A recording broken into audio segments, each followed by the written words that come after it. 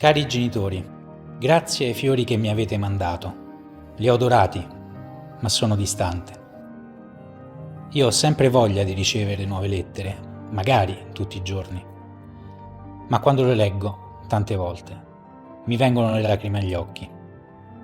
Se Dio manterrà la gloria, un giorno, chissà che ritorneremo.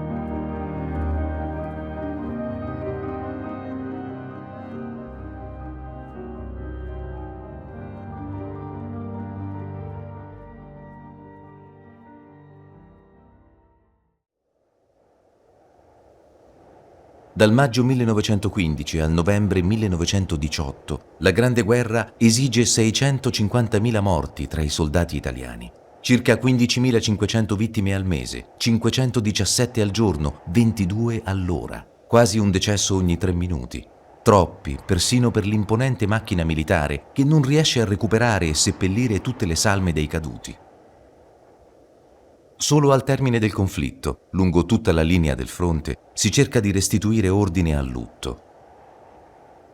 Avviene così anche a Re di Puglia, dove per alcuni anni il vicino Colle Sant'Elia accoglie il cimitero degli invitti della Terza Armata, fin quando il regime fascista, a partire da Benito Mussolini, decide di riorganizzare l'area attorno a un'opera monumentale commissionata all'architetto Giovanni Greppi e allo scultore Giannino Castiglioni. Il Sacrario di Re di Puglia, che viene inaugurato nel 1938, è di fatto l'ultima tappa di una strategia coerente da parte del regime per costruire una memoria trionfale della Grande Guerra. Il complesso nasce per raccogliere in un unico sito le salme provenienti da 89 luoghi di sepoltura improvvisati nelle vicinanze durante gli anni del massacro, ma non solo. Il ricordo collettivo del conflitto si articola fondamentalmente in 2 grandi stagioni. Negli anni 20 ogni comune tende a costruire il proprio monumento ai caduti e si assiste alla costruzione di una memoria dispersa, frammentata, a volte anche contraddittoria. Poi, con la costruzione del regime fascista, si articola la necessità di avere una memoria gloriosa, eroica, in cui si sottolinea la bellezza del morire in battaglia per la patria, non il dolore. L'edificazione del Sacrario è dunque la tappa cruciale di un tentativo, già in atto da tempo, di cambiare definitivamente la mentalità degli italiani e la loro percezione della Prima Guerra Mondiale. Re di Puglia è ossessivo nella sua volontà di sottolineare la bellezza del sacrificio. Era una vecchia aspirazione, questa non è una idea originale del regime. L'idea è che l'Italia debba diventare una grande potenza e che questo status di grande potenza debba essere raggiunto attraverso il ferro e il fuoco, attraverso una dimostrazione di corale entusiasmo in una grande guerra. Ecco, Re di Puglia è esattamente questo. È la manifestazione simbolica del fatto che gli italiani si sono sacrificati collettivamente e con entusiasmo perché il loro è stato un sacrificio nobile, perché loro sono i martiri della più grande Italia. Re di Puglia è la chiesa del culto della nuova patria imperiale.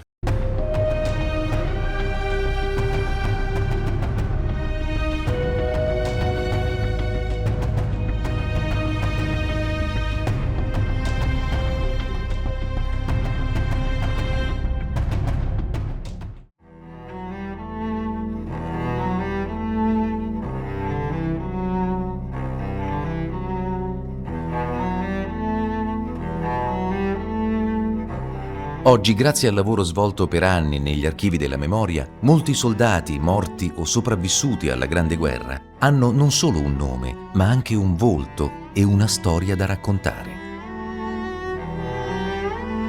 Tra questi luoghi che conservano un patrimonio dal valore inestimabile ci sono l'Archivio Ligure della Scrittura Popolare di Genova, l'Archivio della Scrittura Popolare di Trento e l'Archivio Diaristico Nazionale di Pieve Santo Stefano, in provincia di Arezzo.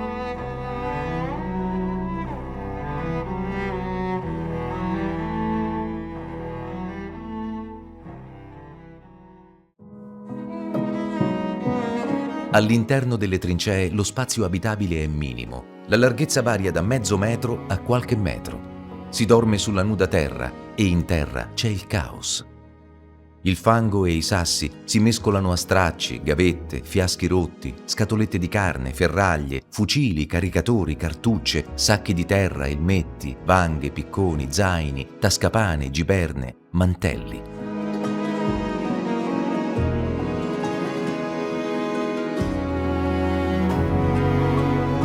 È in questo habitat che deve adattarsi a vivere Giuseppe Rossi sin dal 24 maggio, dal giorno in cui marcia con il suo reggimento verso la prima linea, diretto a Cervignano del Friuli, non lontano da Redipuglia. Giuseppe è nato a Vigevano, in provincia di Pavia, e non ha ancora compiuto 20 anni. Festeggerà il suo compleanno 5 giorni dopo, in trincea, il 29 maggio. È un ragazzo mite, che soffre per le privazioni quotidiane imposte dalla guerra. È goloso di latte e suona il violino e si tormenta perché il latte al fronte non si trova mai e il violino ha dovuto lasciarlo a casa.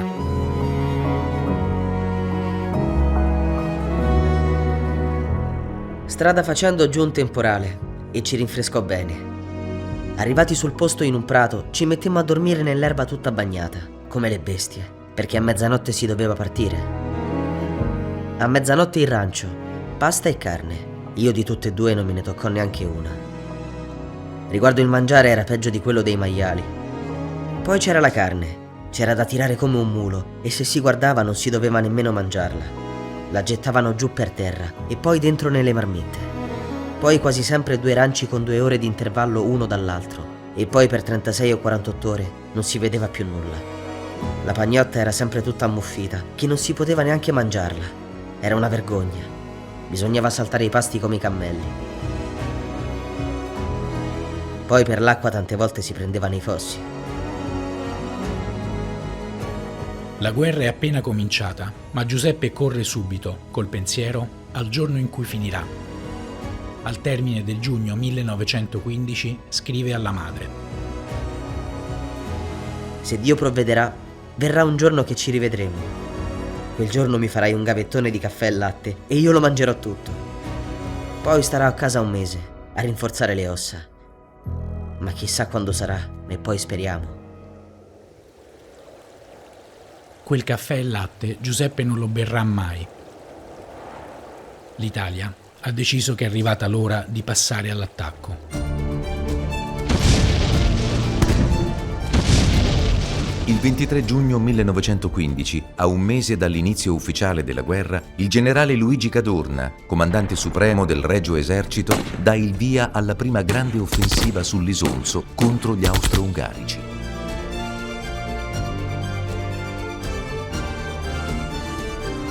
Uno slancio destinato a durare poco. Le azioni lungo il corso del fiume portano a un nulla di fatto e la sera del 7 luglio la battaglia viene sospesa. Il basso Isonzo appare subito agli italiani come un fortino inespugnabile, difeso dall'altipiano carsico, che alle estremità occidentali e orientali è chiuso dal monte San Michele e dal monte Ermada.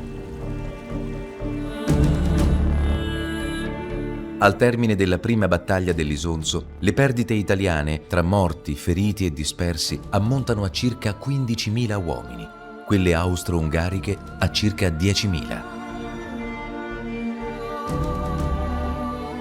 Giuseppe Rossi, un ragazzo lombardo mite, goloso di latte, suonatore di violino, rientra nella conta di quei primi 15.000 morti italiani. Poco prima di essere ucciso, riempie pagine di diario e lettere con un groviglio di cronaca e dettagli. La sua brigata è schierata all'altezza di Gorizia, a San Lorenzo Isontino, un paio di chilometri dalla riva destra dell'Isonzo. Nella notte dal 29 al 30 fu un vero teatro. Fuoco in basso e fuoco in alto. I lampi rischiaravano la collina. I tuoni si confondevano al rombo del cannone e la fucileria. Noi sotto la nostra trincea pioveva a rotta di collo.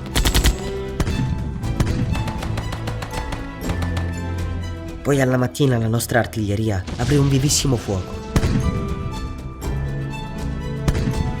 Qualcuno poi era condannato ai lavori forzati, a gettar via acqua con la gavetta per non bagnarsi.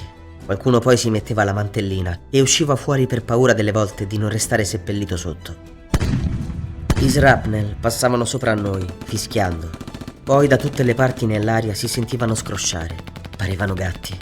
Taluni nemici scoppiavano a breve distanza. Ne mandavano di quelli poi che allo scoppio innalzava una colonna di fumo come un pagliaio che bruciasse.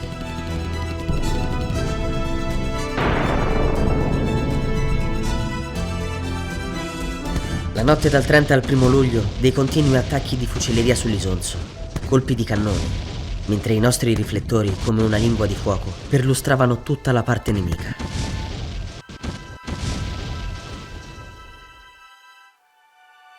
Pochi confusi appunti ancora e il diario di Giuseppe si interrompe bruscamente. È il 5 luglio quando viene ucciso, poco dopo aver inviato quest'ultima lettera a casa. Sento che volete spedire il pacco. Non speditemi nulla. Se si dasse il caso che io lo ricevo in un momento che si deve marciare, dove lo metto il pacco? Voi avete ragione, ma cosa volete fare? Se tornerò, faremo allegria. Sono vostro affezionatissimo figlio Giuseppe. Scrivete di frequente. Ditemi sempre se ricevete le mie lettere. Adesso prenderò il motivo del rombo del cannone e poi se tornerò lo suoneremo col violino.